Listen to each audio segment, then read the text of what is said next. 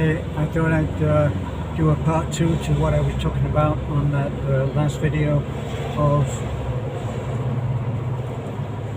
how, sorry, I'm going to pause every so often if I see something.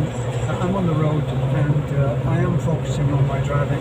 As soon as, in a way, doing a video is good for me because I don't have to look at the camera, and it does tend to make me drive slower. So we're looking at 60k right now, and there's not very much on the road, so it's pretty nice driving here usually. The only problem is that traffic like mine, I'm driving a Ford Raptor, which is capable of doing quite good speeds, okay? I have lots on this vehicle that I've never ever used. It's also manual, no clutch of course, it will still be automatic on the clutch, but I can choose which gear I'm in at any given time, and I can do that all on the steering wheel with these like paddles.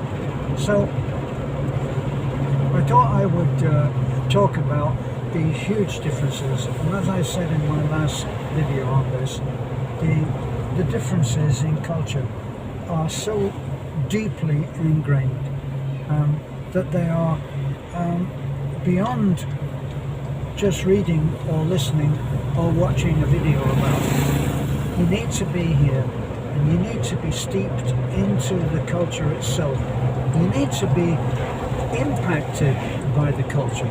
This is the thing. In other words, it's one thing for me to tell you that I couldn't get when I first came to Bohol. I tried to go out. Our first aid kit didn't have any band-aids. So what could be more basic a building block for first aid? I mean, we even use the idea of the band-aid for doing the first little solution action for any problem. Oh yeah, well, it's just putting a band-aid on it, isn't it? It's not really handling the problem. I went to all of the drugstores. None of them had a band-aid. Now, it's one thing for me to tell you that, and for you to go, oh gosh, imagine. But it's another thing to actually be walking from one place to another and talking to someone who is looking at you as if you have asked for a quick course in brain surgery. You're just asking for a band-aid. A band-aid, a band-aid, you put it on your... well, a lot of that is my fault because I don't speak the language, but there are things that happen here which I believe a foreigner cannot understand. I mean, he can explain it, but he can't understand it. Where when you understand something, it's like you think about something and you don't know. I'm approaching the brow of the hill and a bus is coming the other way on my side of the road. That's why I paused just then. It pulled in time, thankfully, as you know, because I'm still here. That's one of the things that you need to experience. You need to say, oh my God, that person was on, now that's a tricycle, and they're on the wrong side of the road, coming toward me because they intend to do a left turn over to my right. These are things that's how it's done here, and you can come over and you can say, listen Philippines, I know how to do this, and it's easier, you'll like it. No, they won't. They do their own thing themselves.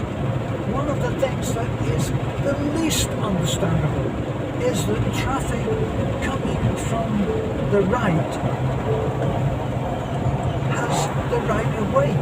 Imagine we're on the national highway and we're driving along at, in this case, 60k an hour, and someone who is entering the national highway on a motorcycle with 2 or 3 people on it, and they come straight out into the road without looking and do a quick right turn so that they join you. Now, you can use your foreigner Western logic and say, well, that can't be right, because if he doesn't look, then he could actually be run down. No kidding. And that's the truth. So, well, now that we've sorted that out, all we have to do is put an ad in the paper and everybody will stop doing that, won't they? No, they won't. That's the way that it's done. And so, knowing that it's done that way, you, me, us, you and me, have to change. Why would we change and do something which is not so safe, not so sensible, not so logical? Because that is the way that it's done in this country. Yeah, but we know how to do it better. No, you know how to do it different. Everything is different here. I saw a video on YouTube, and it made a point very similar to this. It showed the security camera film from a crossing in America, a large crossing with several lane highways, plenty of room for everybody to get on with their business, and cars going in the opposite direction like this, crashing into each other. And you look and you say, why? Why did they crash into each other? Plenty of room, but they did. And then it showed you a similar kind of crossing in Thailand, or it could possibly have been in the Philippines, but it's in one of the Asian countries, and the road is filled with ants posing as motorcyclists, you get my meaning, and it's seething with traffic going in opposite directions to each other, and nobody is crashing into each other. They operate on a different frame of reference. They know that people are going to do certain things, which from a Western point of view will be crazy. But they know that, and they accept that, and that's the rule that they're operating on. Right now, I could be overtaken on the inside, at the same time that I'm being overtaken on the right side, on the outside.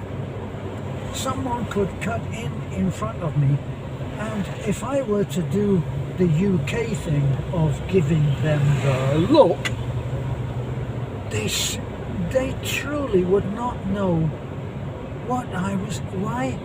They'd be thinking, why is he doing that?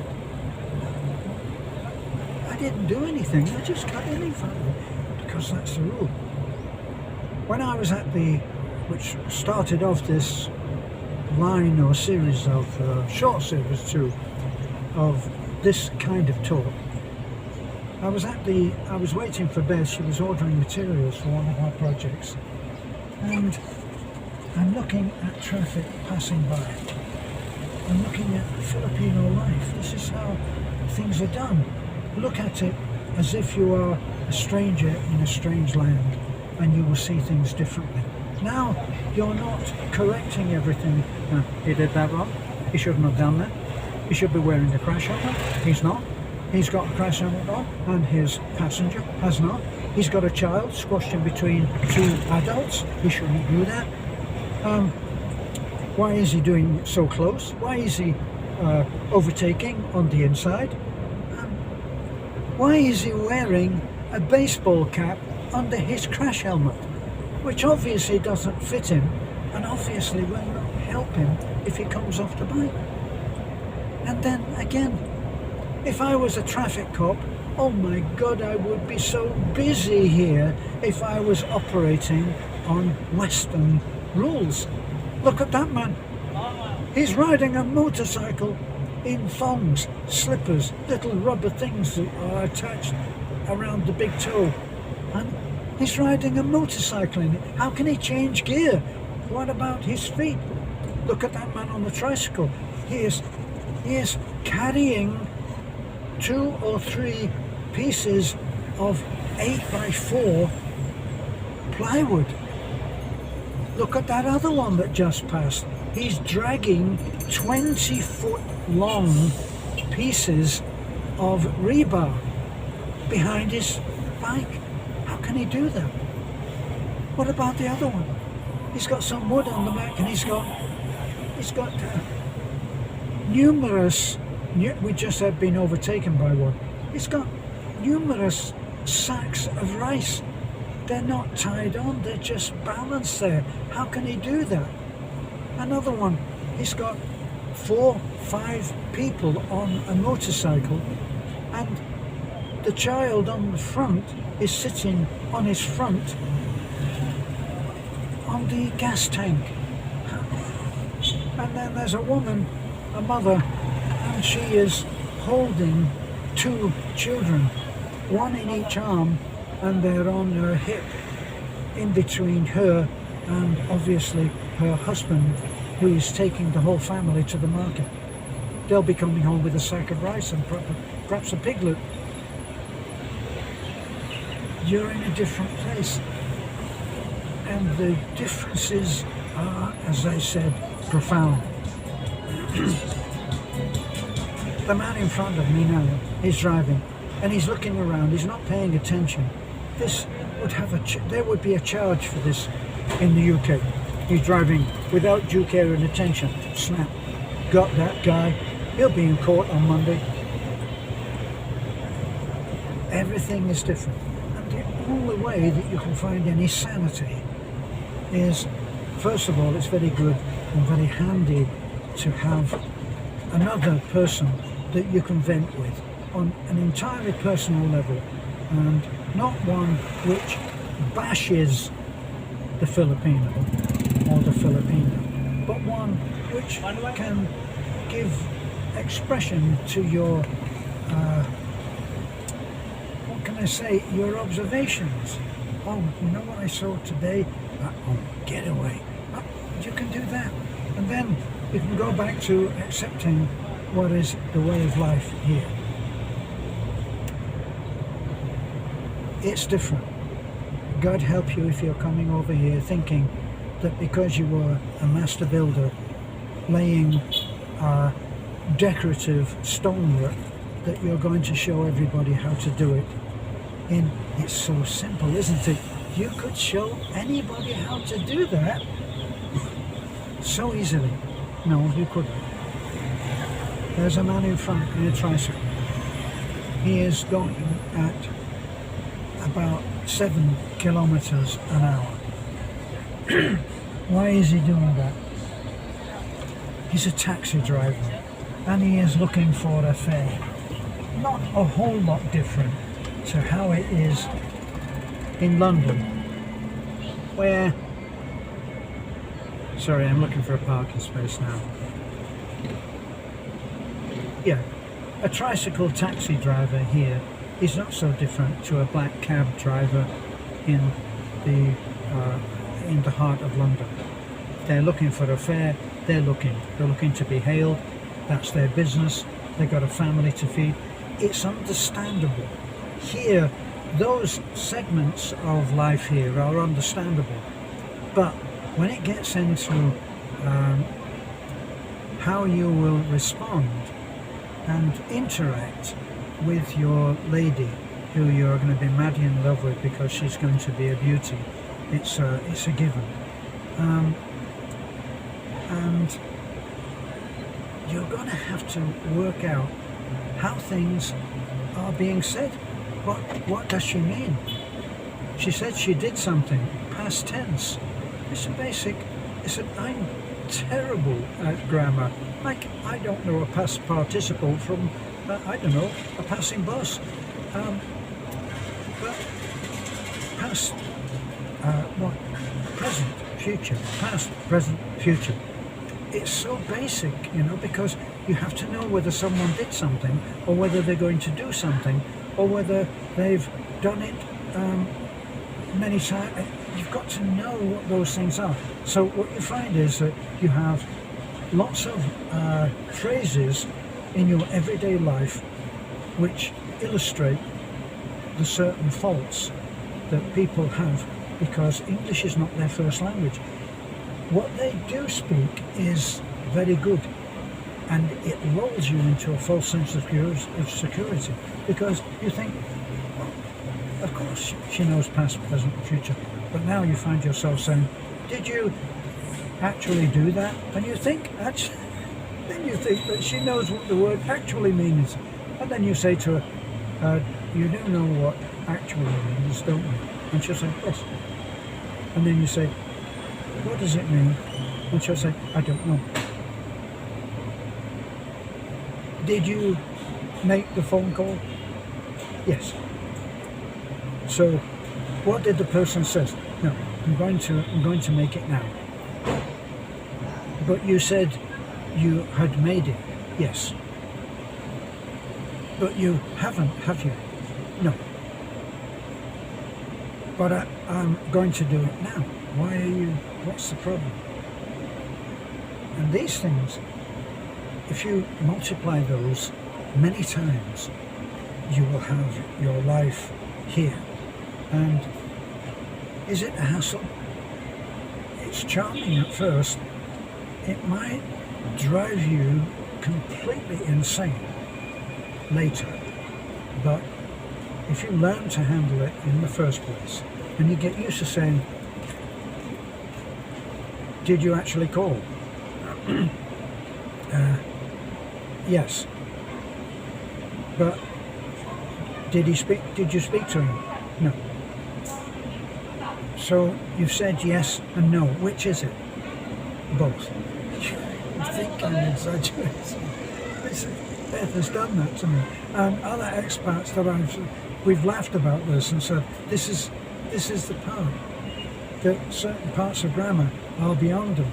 And if you're going to get pompous about it and say, oh, for God's sake, it's just simple grammar, how's your Visayan coming along? I have two things that I can say, I think, in Visayan. I can say, Ako nasawa guapa, which means I have a beautiful wife. Guess who taught me that? And I can say, Nalingaw baka. The reason I can say Nalingaw baka is because when I first came here, and when we first got a motorcycle, I used to take Taliklik.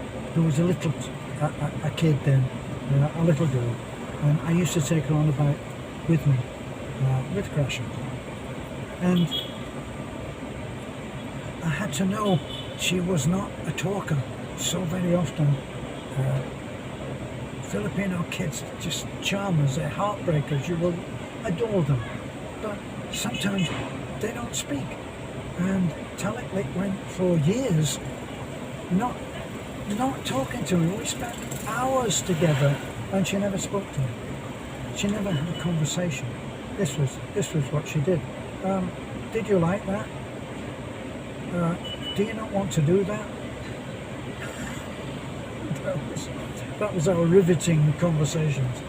So I would say to her, Nalingaw baka. And she would understand that because it means, did you have fun? So when we came home, we would have been to Alturas. We went to the cafeteria and we would share a Filipino delicacy, which is halo-halo, which is ice and ice cream, and all kinds of little bits of jelly and stuff like that. They're huge things. So we would have 2 spoons and we would share the halo-halo. And at the end of that, I would say, Nalingaw baka, did you have fun? So I know that. I know other things like ikaw ay guapa, which means you are beautiful, and ikaw ay guapo, which means you are handsome. And those are important tools in your armory of how to survive in the Philippines. Now, deliberately, parked in the wrong place, and I've got to get the hell out of here because the obvious. Bye for now.